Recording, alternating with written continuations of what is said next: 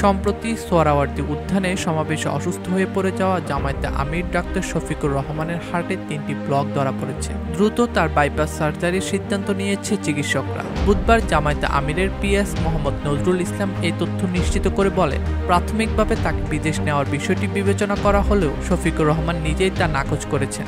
দেশের চিকিৎসা ব্যবস্থার উপর তার পূর্ণ আস্থা রয়েছে বলে জানিয়েছেন তিনি। বর্তমানে তার সার্জারির জন্য প্রয়োজনীয় প্রস্তুতি চলছে। জামায়াত নেতার পরিবার দেশবাসীর কাছে তার সুস্থতার জন্য দোয়া দিয়েছে।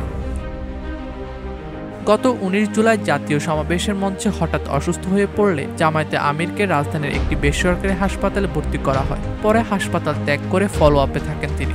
এনজিওগ্রাম ও অন্যান্য পরীক্ষা নিরীক্ষার মাধ্যমে তার হার্টের গুরুতর ব্লক ধরা পড়ে। ডেস্ক রিপোর্ট, দৈনিক দেশকা।